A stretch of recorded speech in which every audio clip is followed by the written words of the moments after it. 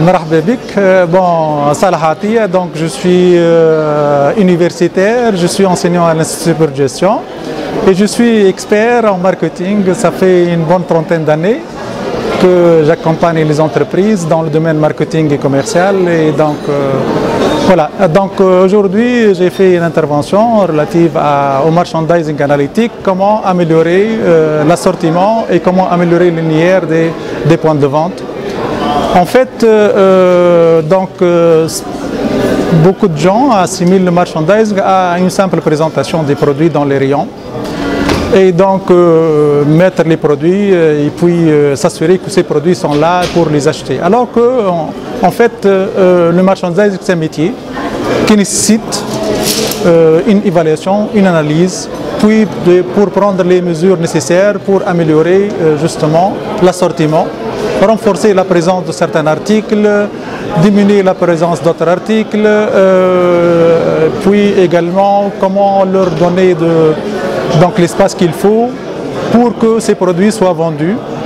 Et donc c'est pour cette raison le distributeur est appelé à évaluer l'assortiment au niveau de la gamme des prix, au niveau si vous voulez, le volume de vente, au niveau si vous voulez, leur contribution dans le chiffre d'affaires, au niveau de leur contribution dans la marge brute.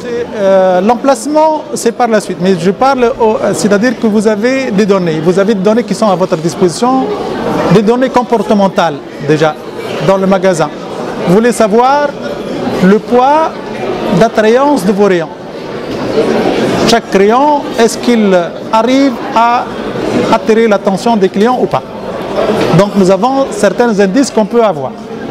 Vous voulez voir par exemple, est-ce que toutes les zones de votre magasin sont fréquentées ou ne pas, donc est-ce que vous n'avez pas une zone forward comme on dit, une zone chaude, une zone là où il y a une grande fréquentation et une zone à faible fréquentation. Donc le merchandising vous permet de faire cette analyse et de corriger l'implantation de vos rayons dans un premier temps. Puis vous voyez le pouvoir d'attraction de votre rayon. Est-ce que les gens passent? Oui. Est-ce que vous attirez l'attention de ces gens-là?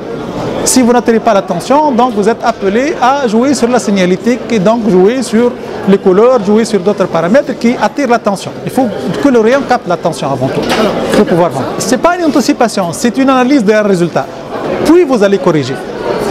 Vous observez, vous prenez les données, vous les analysez, puis vous corrigez. Donc c'est à partir des résultats. C'est à partir des résultats concrets. Et puis bien sûr, là, comme nous avons dit, il y a des produits. Vous allouez les produits, les rayons, les linéaires entre les produits. Il se peut qu'il y ait certains produits, vous avez donné plus qu'il faut. D'autres produits, vous avez lésé. Ils peuvent faire plus.